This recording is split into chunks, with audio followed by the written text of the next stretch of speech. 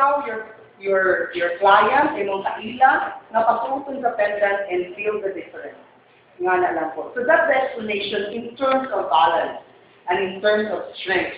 Now, I need a female volunteer for the flexibility test.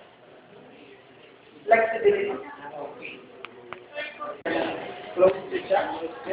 Tapos, ano ba? Okay.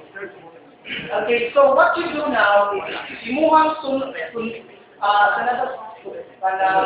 ang imuhang thumb going to the right. Ayaw ilihog ilang ilog ang imuhang abaka pwede malihog until you feel the pain. The maximum tolerance na nakaka-flexibility na kanang sakit na, kung na ganito.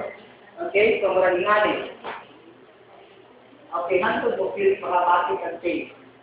Flexibility. Flexibility. Pwede lang na talaga. Okay, ready? Go.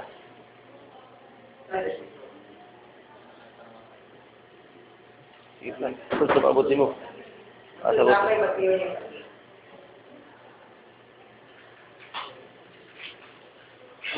Very good.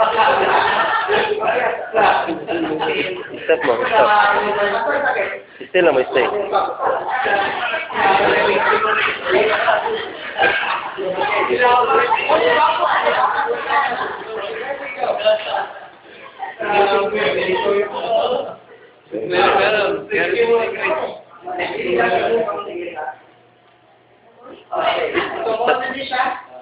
Okay. So let's do it. Okay. Okay, let's try to see kung napabay interest. Okay, ready? Go.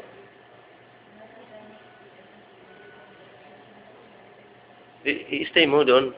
Stop mo ba? Stop mo. Stop mo. Para may balaan, no?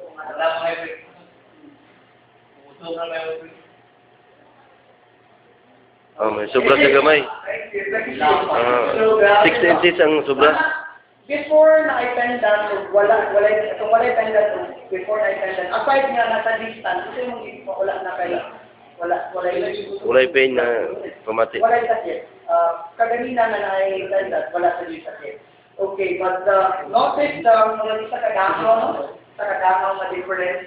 What it actually does is it provides, what it does is, ginahatagan niya, i-charge niya atong mga cells, na kung atong mga cells are kumpul, iyang gina-microcluster para ang iyang fluidity, ang daloy ng dugo ay mabilis at mas maganda.